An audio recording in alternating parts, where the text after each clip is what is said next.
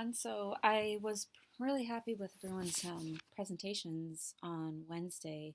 You all did a really good job. It was pretty pretty easy to grade those because I think that you all found artists that you really enjoyed, and so that's really nice to see on my end. So this week, this Wednesday, we're going to look at your 8 photos. Four of them will be recreations, and four of them you're just after you do those recreations, you can do in the style of. If your photographer was black and white, you don't necessarily need to go black and white. Um, if your photographer was a portrait artist and you show us like macro shots, we're going to be a little bit confused as to what the linkage is there. So, as long as we see kind of some sort of visual linkage, whether it be between the ideas or subject matter or technique, then you're good. So, the last 4 images of the assignment, you have a lot more freedom with. It's basically like if you were the artist today, what would you go take photos of? Okay.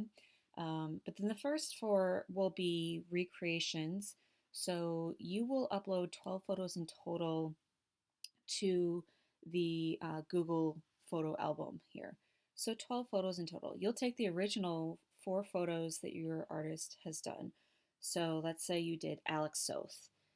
So you'll take Alex Soth's 4 images, immediately upload those to the Google album, and then you will upload your 4 recreations of those images, and they should match. We should see that they match. Um, Upload your 4, and then upload the 4 that you were just inspired by. Okay, so 12 in total, but it's only 8 photos that you're actually physically shooting.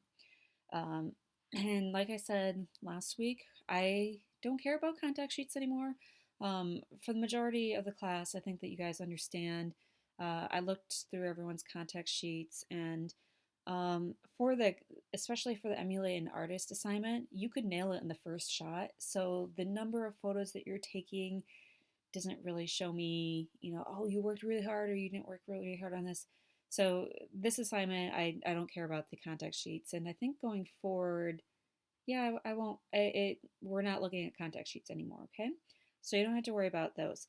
So in the assignment portal that I released with all of the assignment information, you have to upload those. Actually, I think I had to create a new one. Anyway, I will create the assignment and then you will reverse engineer your photos um, actually down below.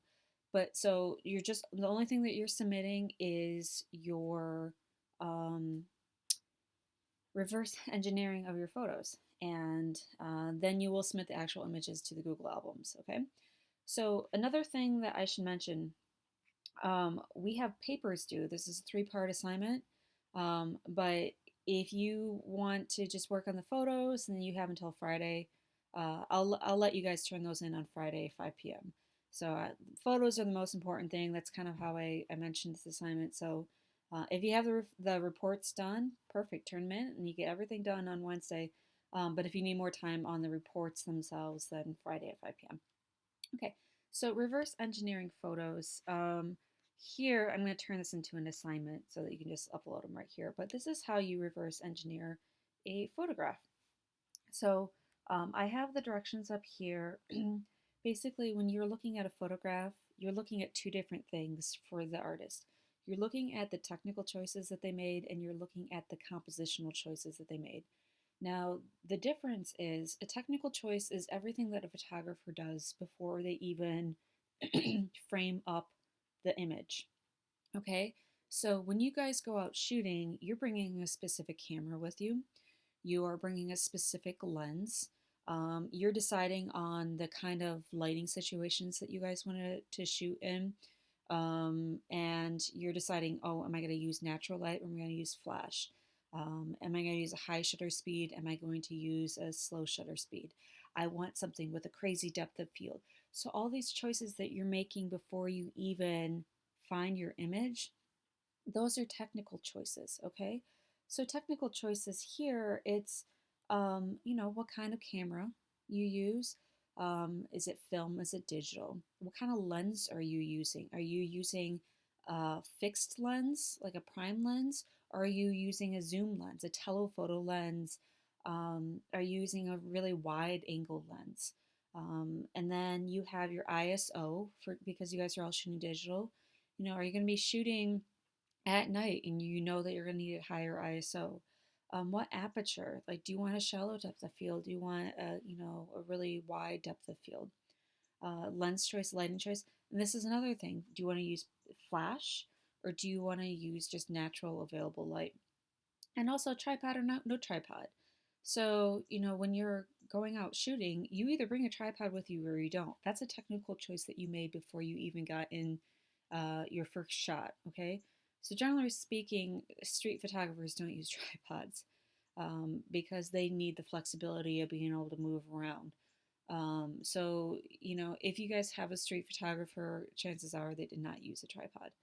Um, so, those are all technical choices. Now, compositional choices are stuff that we've been talking about all semester. So, it's all the choices that you make when you're making an image, and it's how you frame the photo itself. Okay. What angle are you shooting the photo at? Are you shooting from, really low and shooting up? Are you shooting at eye level with your subject? Are you shooting from a high angle looking down? Are you shooting with the rule of thirds in mind? Are you shooting, with the intention to capture what is called uh, decisive moment? So you're just going to frame the photo up and you're going to wait for something to come into the camera or come into the frame and like a sports photo or something, like someone catching a ball at a decisive moment in time, or something happening, a bird flying up at a decisive moment. Are you framing it up with leading lines? Are you framing this as a portrait orientation, which means vertical, or a landscape orientation, which means horizontal?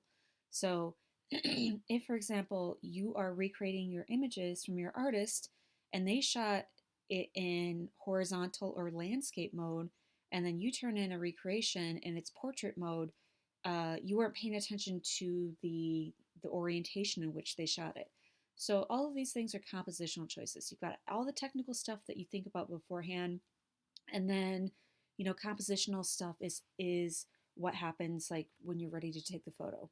Now, yeah, shooting landscape or portrait, that's something that's like, when I'm shooting an event, I will flip my camera orientation several times.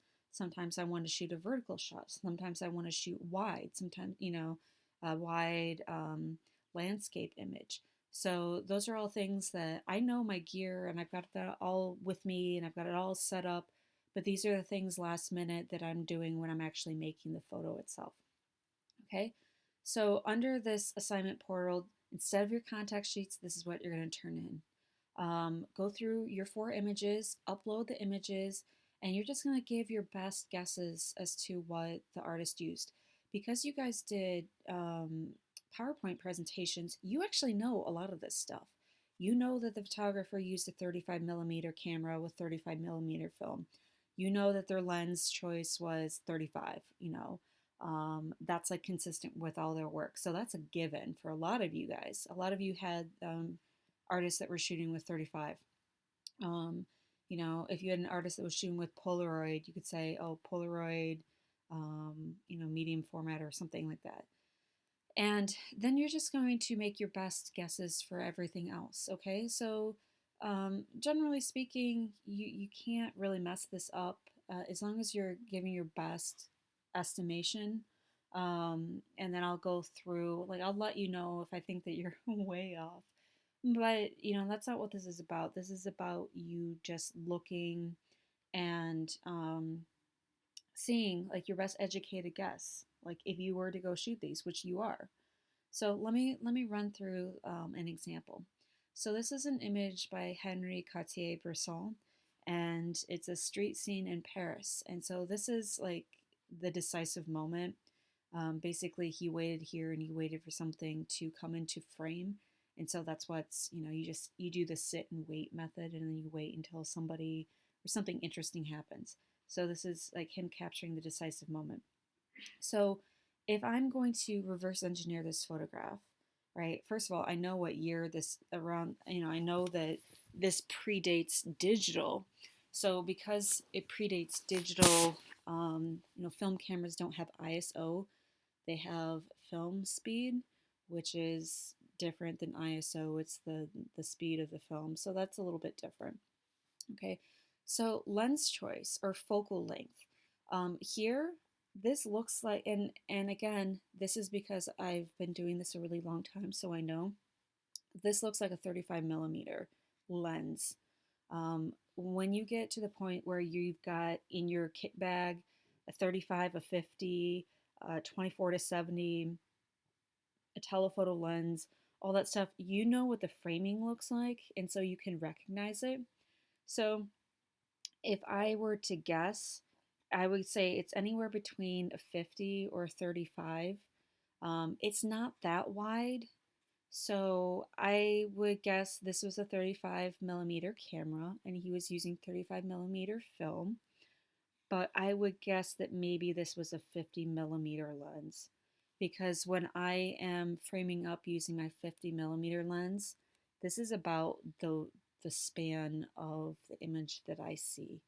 Okay, so I would take a guess and say he used a 50 millimeter prime lens. All right. ISO, well, this is film, so he doesn't really have ISO. Um, but because you can look at the kind of, I mean, film doesn't have noise the way digital does. So this isn't really noise. This is grain in the film itself. So here, because this is film, I can't say the exact film that he used, but I would say if I were to recreate this today, and I wanted to get that same kind of grain film but in a digital way, I would have a high ISO just to achieve that, the high noise to kind of achieve that film look. So, if I were to recreate it digitally, I would say high ISO, something around 1600, no higher than that. Aperture. Okay, so aperture, you're looking at the depth of field. Now, this is in focus, this is in focus. But then down here, do you see how it gets a little bit fuzzy? Like you can't quite see, these aren't quite as sharp. So he's not using a crazy um, aperture like f22. I don't think that, if anything, I would say it's pretty shallow. It's not like super shallow, but I would say anywhere between 5.6 and maybe f8, no more than that. Not F11, not F22, just because you see the softness here. So if I were to guess, and again, this is all you're doing. You're just guessing. I would say 5.6, F8 maybe. Shutter speed. This is easy for you guys to look at. Is this did he freeze motion here? No, he didn't because we see motion blur. So you know that the shutter speed wasn't so slow that it was completely abstracted. This motion wasn't completely abstracted, but you do make out the form, but you know that he didn't use a crazy high shutter speed. So I would say a 60th of a second, just because we don't see camera shake or anything, but we see this motion blur here. So I would say 60th of a second, no faster. Okay, flash or natural light, natural light. Time of day, you could always look at someone's shadows. If you're trying to guess the time of day, you could look outside and you could see where shadows are harsh, midday. I don't see, you know, I don't see these like really long shadows. And so I'd say this is probably about midday. This doesn't look to be evening or anything. Tripod or no tripod? I think he was just standing here on the ledge and he was just hand holding this. Okay, because you could see the tightness of the space. He probably wasn't using a tripod. All right, so then that's it. Those are just my best guesses. Compositional angle. He's shooting from above, looking down. Height of shot. This is probably just he's on stairs, so he's elevated. But I think he just had it eye level. I don't think he got anywhere higher than his eye level. I don't think he was crouching down low and shooting upward. I think he was just eye level on the top of the stairs looking down. Okay. Um, Compositional rules. So we have the rule of thirds here. We have the decisive moment, right here. We have leading lines here with the staircase and with these roads. We have leading lines. So here you're just basically analyzing the photo that way. And then that's it. Okay. So what you're going to do, and I have four things here for you. All you have to do is click on this and then you just insert your own photo. And then, make sure you say the photographer, image, put your image here and then make your best guesses. What do you think the focal length was? What do you think the lens choice was? Um, you know, do you think that he shot really wide?